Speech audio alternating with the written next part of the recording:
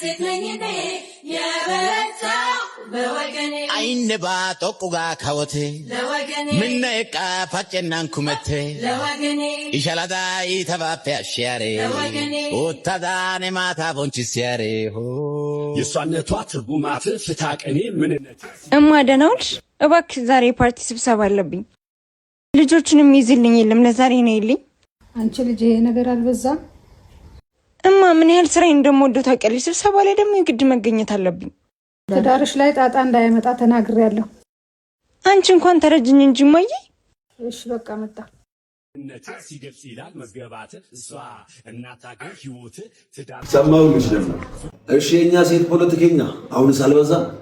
የኔ ባል ዛሬ መቅረት አልችልም። ልጆቹም አጥንተዋል፣ ምግቡም ተዘጋጅቷል። እማዬ ደግሞ ትመጣለች።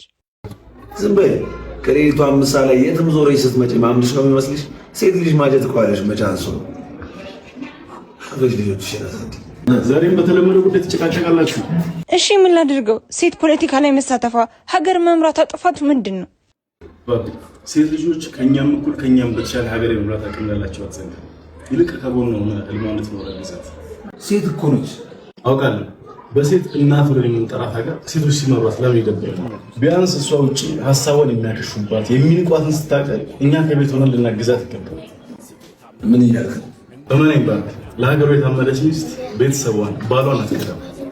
አመሰግናለሁ። እስቲ ከዚህ በኋላ በዚህ አይነት ሀሳብ አልተዘጋጀ እኔም እሷን ለማገዝ ቃል ገባለች። እኔ ያለው ደግሞ እናትሽን አታርቂሚያቸው። ባይሆን ታክሲ ማታ ላታገኝ ስለምትችል መጠን ወስድሻለሁ። እናማ ውበት ብለ ውቢት ጀግና ብለ ጀግኒት ክብር ብለ ክብርት አንድ እንዳይቀር ስጣት